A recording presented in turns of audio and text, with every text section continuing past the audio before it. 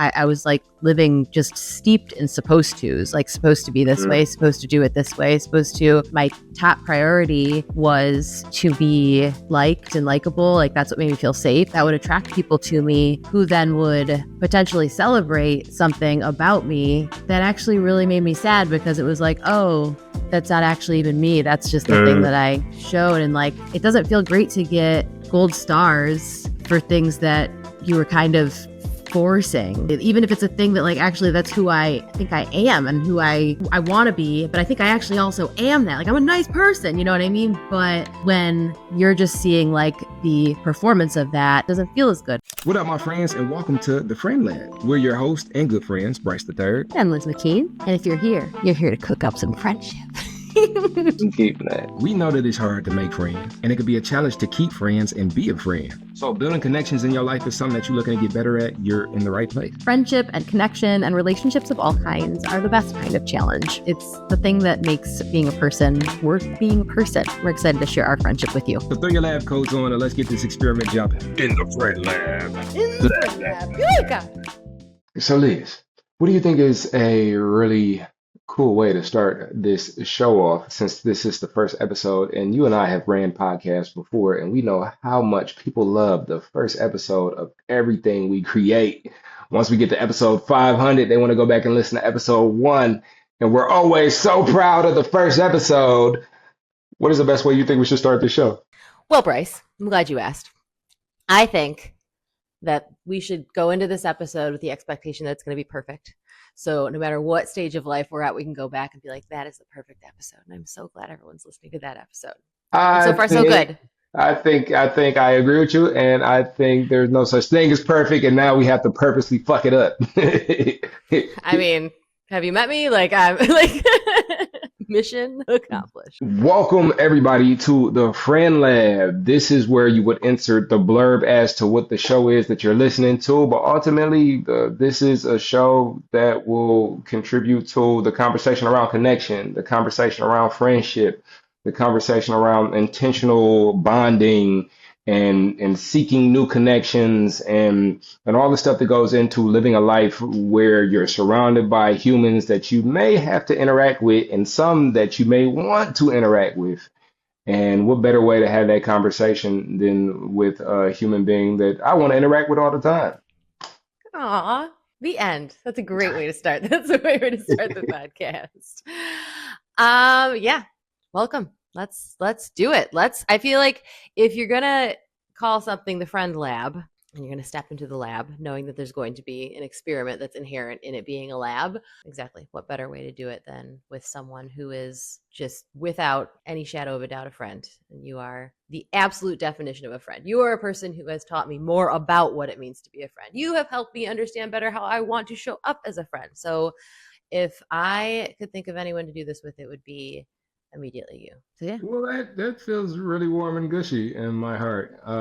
And I think maybe for those who aren't necessarily familiar with us, our relationship, how we met, maybe we give a bit of backstory into how it is that we did connect. For those who hadn't listened to our previous podcast, one of the 52,000 downloads of the podcast Rise, Recover, Live that we both hosted. It was a recovery storytelling podcast, and we had guests on to come tell their stories about recovery, substance use disorder, mental health, and everything surrounding that. It was a pretty successful podcast, and when we first started that show, we kind of knew each other, but you can go to episode 1 of that show and you can see that we were still kind of working on our chemistry, especially on the microphone.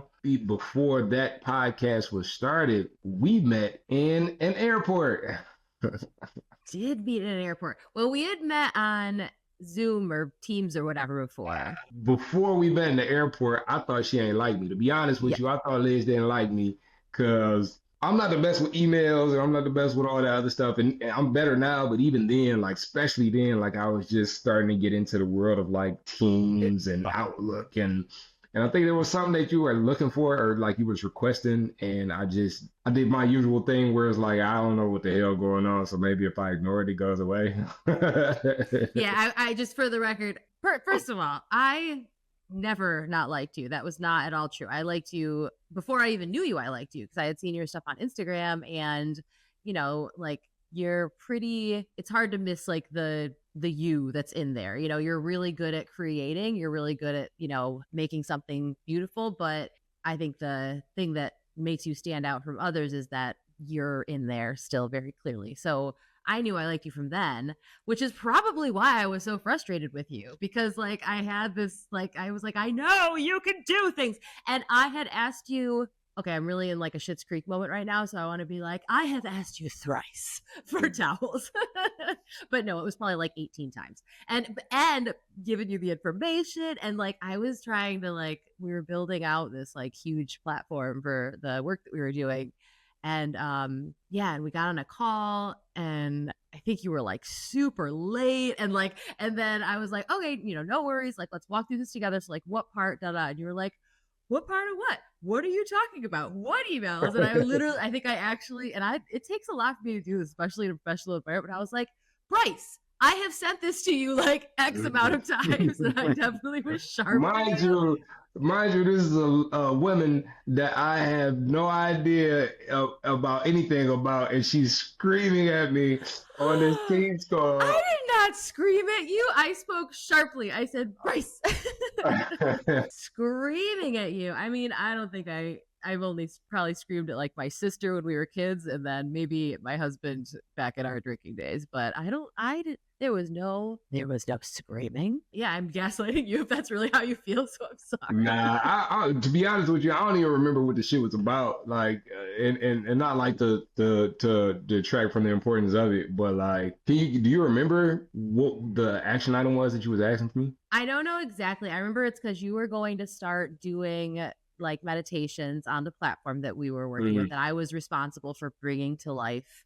And it was really a big deal that you were joining not only like the team, the organization, but also like being going to contribute to what I was doing, because we weren't on the same team or anything. So it's not like I was like your supervisor. But yeah, it was basically just you getting set up to do the thing that we were going to do together, which was me, running this program and supporting the people who are going to be the talent, and you being the talent. Yeah. And you were just like, I know nothing of anything. Like, I know nothing of this email that you speak of, which you were not the only one. I think that also included, like, that also was part of the frustration I was feeling, because it was like, it was a lot of me trying very hard to make sure everyone had what they needed, and very few people giving a shit about any of it. And it was a stressful time. I think I was also in my like, I'm not gonna be a big pushover in this role kind of moment, trying in that season too. Oh shit. Yeah, well, what's crazy about people too, especially like the ones that I've had interactions with, because there was another woman who I had an interaction with too,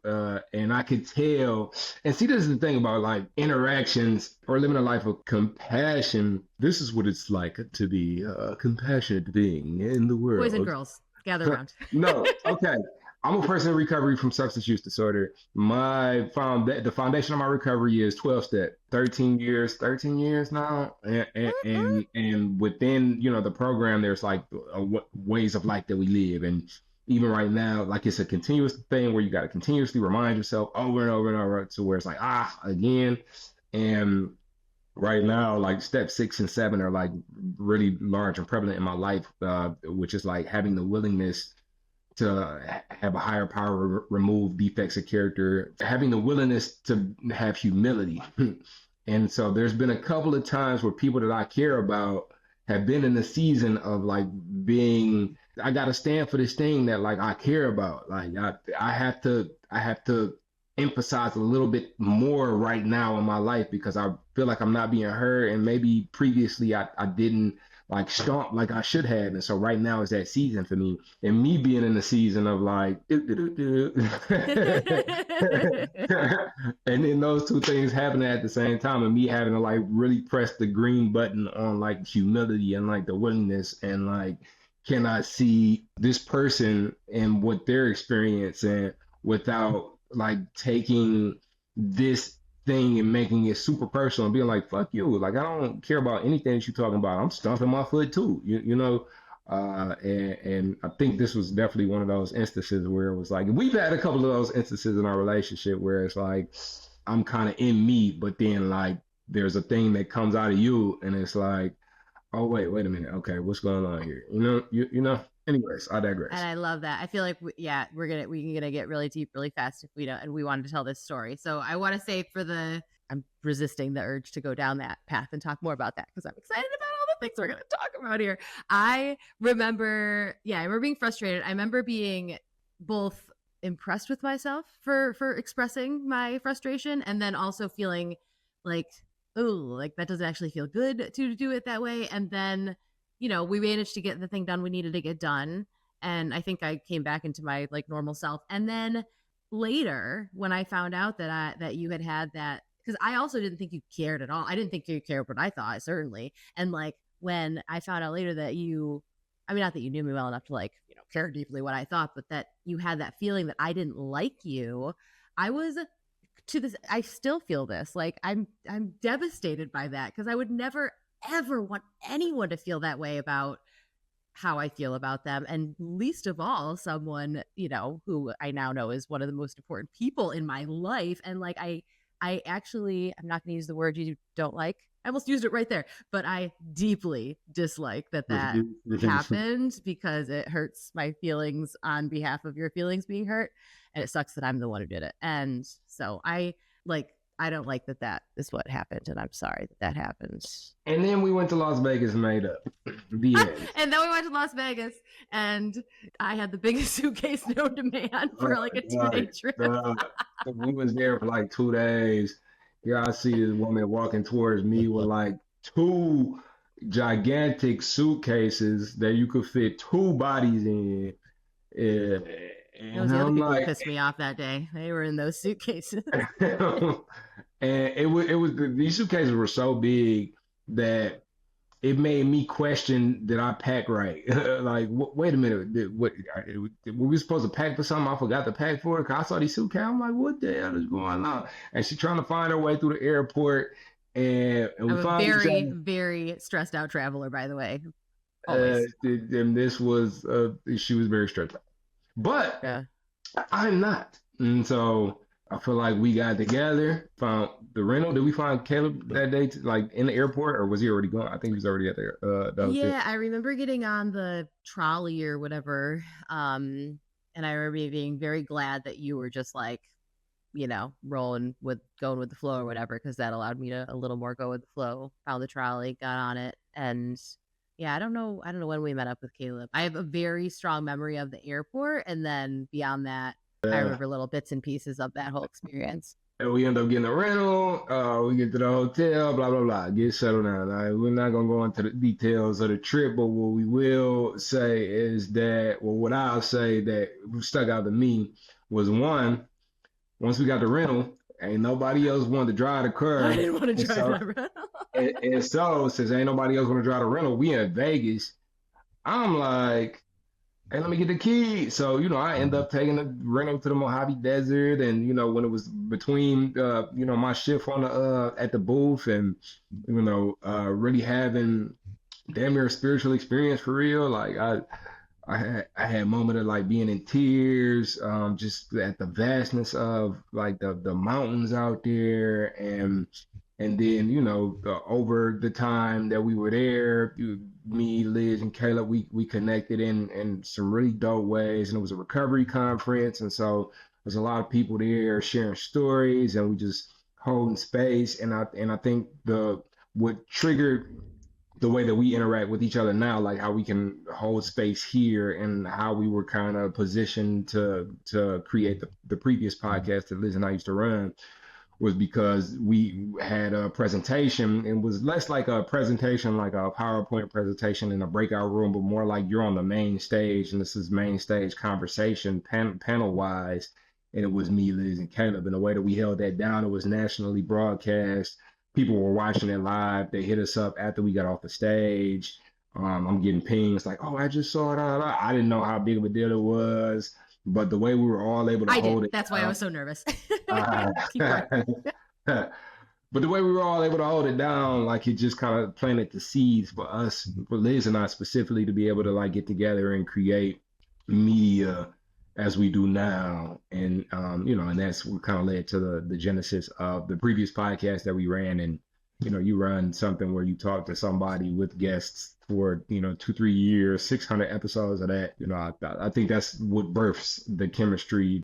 All right, so just heads up, we had a glitch in the recording software. The shit happens, sometimes throws people off, but it's not gonna throw us off. We don't know where we left off or where the story was going, but ultimately what we was trying to come to is that there was a unique chain of events, like how Peter Parker becomes Spider-Man, that brought us together as friends. And we are right now at the point to where we're starting a new chapter, and that new chapter is this podcast.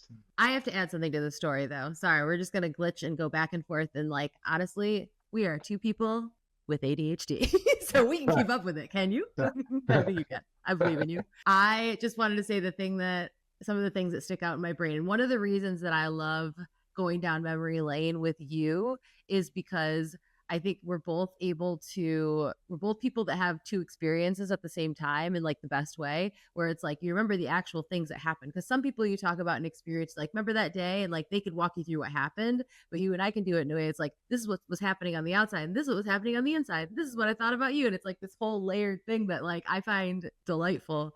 And also, again, when it's before we really knew each other, it just feels like it gives me more insight that is just more fun every time we have these conversations. So I know I've said this to you before, and I think I've even said it on our other podcasts. I remember when we were driving in the rental, and I think it was early because I was still driving it, which, I mean, that was the last time I ever rented a car. Drove for like 10 minutes for sure. I don't enjoy driving. There's so many. That was one of the first trips, like work trips I'd been on. Certainly the first one I was like in charge of. And so there were so many things that I did because I thought I was supposed to do it that way, that like, fast forward a couple of years and I was just like, nope, but I didn't know that. Still had the big suitcase though. Forever we'll have big suitcases. I'm an overpacker and I'm proud of it. Not proud of it. I'm not ashamed of it though. Anyway, so we're driving. Why do you need 30 blazers? Like, why do you need 12 pairs of sweatpants? I have anxiety. I've also been known to go places and have a lot of one thing and none of another thing. Like I went to Florida once when I was younger and I had packed like all sweaters and like I didn't have any underwear. It's just like something ridiculous like that, where it's like the critical thing. So I think in my brain, I know that I do that. So I'm just going to just pack everything and I feel more comfortable that way. Anyways, I'm driving and I'm also a little geographically impaired. Like I feel like, let's just paint all the picture of Liz being a lunatic this episode. But we're driving and I was like, oh my God, there's mountains. Like it was a surprise to me that there were these mountains in Vegas, and like that's so embarrassing to say, but it was. And I remember just being in awe of these mountains, and it's you and me in the car and we don't know each other very well, but like you said, yeah, like stuff like that, it just makes me feel small in like the best way. And I was like, who are you? Because we're going to be friends. And I have used that. I've just, said that to myself a lot of times. I've used that in yoga classes because it just has felt meaningful to me and forever will. And yeah. And then even at that conference, I remember having a few conversations with you I'm just having a little bit of a blown mind moment right now. So the fact that like you are the one that of all the conversations I had with all the people in that workflow that I was in, that I was feeling frustration with, you're the one that I was like, Bryce. I don't think I did that with anybody else. And also at that conference, I think I asked you a few questions that were like not the most comfortable questions, like asked like, why is it that you're doing this way or something? And like it was just, there's something about you that lets me show up as a more honest version of me. Not that I'm a person who yells at people, but like, honest within the moment of the emotion. And that was there from literally day one. And I just realized that right now.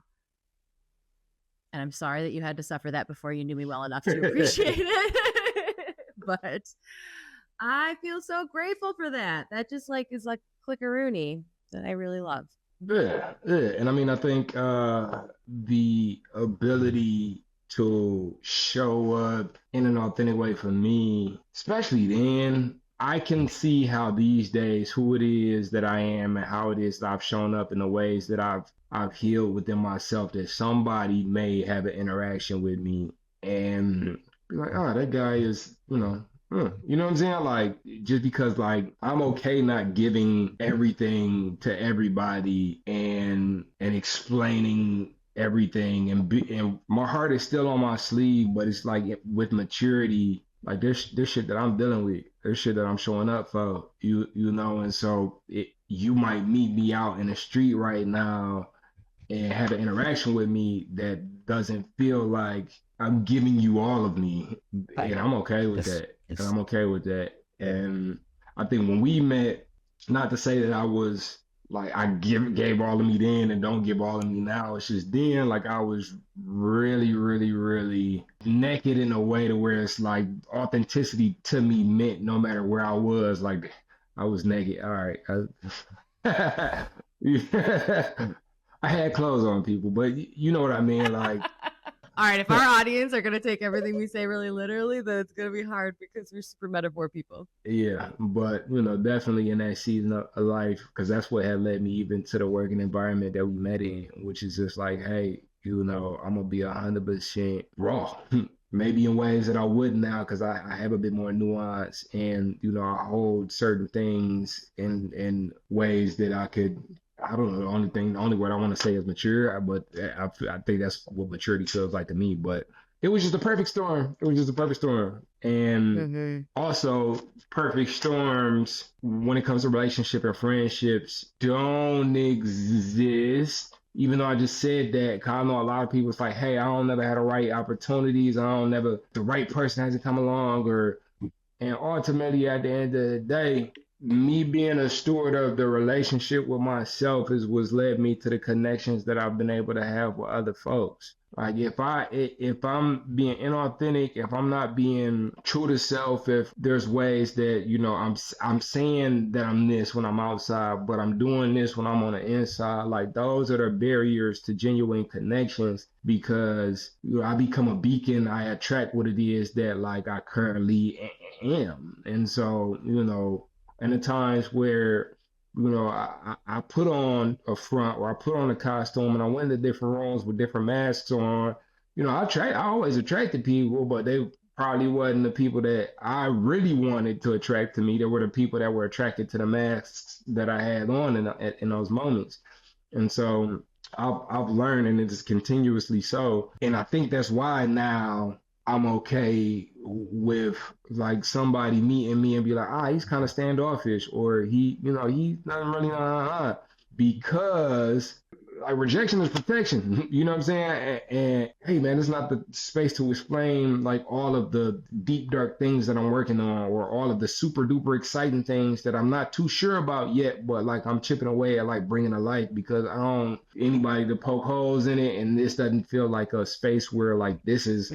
But like how Liz and I met, like there's are some instances where it's like, oh, like immediately in this moment, like I know, like I could dive deep here, Yeah.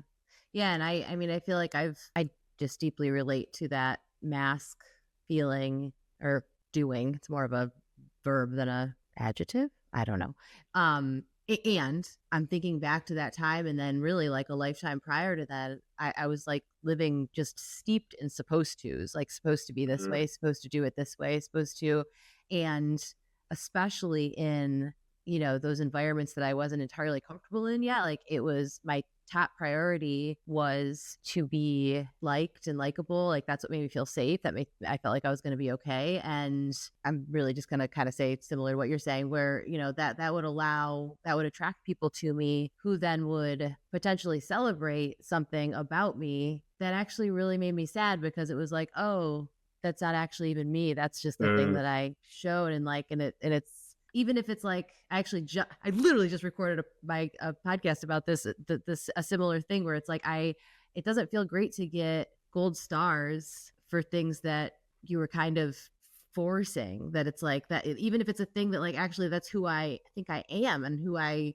am I want to be, but I think I actually also am that. Like, I'm a nice person, you know what I mean? But when you're just seeing like the performance of that instead of the actual, it doesn't feel as good. And that's not a, that's not anything to do with the person that's experiencing it on the outside of me. That's a me thing. That's a me feeling. And to be able to filter like through that wisdom that you're talking about of, what feels right to share and what doesn't based on what's actually right and true for me allows for when those, reflections of self come back from people. And when those relationships happen, it's like it feels like it actually is about the me that is in here behind all the, whatever kind of like filters or walls or whatever. And that's rare, and it takes work both internally, and then when it comes to friendships, it takes work externally. And I think we've done individually those things and together those things, and that is why we decided to do this podcast. Yeah. I think I'm super excited about the notion of a space where we could just dig into connection in general with you all, maybe have some of our friends on. But ultimately, like, we realize that, especially these days, people kind of struggle with like connection. They struggle with finding people to kick it with and relate to. Adult friendships is like taboo now, it's like this whole thing where it's like damn near dating for adults. And I would venture to say it don't have to be that deep, but I would be lying because that would be like calling myself not that deep. So it's deep, but it's not. And we want to, one, be an example continuously of like what it looks like, because Liz and I, we have been, like, it hasn't been like cotton candy and rainbows, but there's ways that as human beings, you learn to show up for another human being, humility involved in that. There's, seeking to understand involved in that. And ultimately the desire or the willingness to continue to build and flesh out something that's just been really valuable to, my life. That takes work. And when you work for something, what better resource or tool to have than a podcast to listen to as you work through it? And so that's where we come in hand. So please, if you got this far, you already got to subscribe. I'm saying that. But if this is your jam, hey, we got so many stories. We got so many things to dig into. And there's so much material in life that we'll be able to pull out and dive into. We want you to be a big part of this experience as well. So there's going to be interactive ways for us to all get together and have this conversation around connection, friendship, how to build, how to maintain, how to grow, how to let go, that we'll dig into over the course of this show. And we're just happy that you're here. Yeah. And as with any lab, we are running experiments, and like even in those actual scientific scenarios, like people, you bring in, you're doing it right, you're bringing in other resources, you're looking at the data that exists, and you're considering what might be missing, and you're want to make sure that the like missteps that you take are just as, if not more important than the data that just like the experiments that go just right. So I don't know, I think it's just going to be fun and funny and enlightening. And I love that we have an idea of what that's going to be, but it will unfold before us. And I love doing a podcast with Bryce III. It's my favorite thing. And also it's way more fun when people are listening. So just, again, please hit subscribe. Please join us. Please invite anyone else you want to join us. I promise you it's way more fun when you listen. It's way more fun for us. It's way more fun for you. So subscribe, tell your friends about it. Tell your potential friends about it. Maybe this could be a connection point. Like, hey, want to be friends? We can start by listening to the Friend Lab. And we'll catch you every week here at the Friend Lab. See you next time.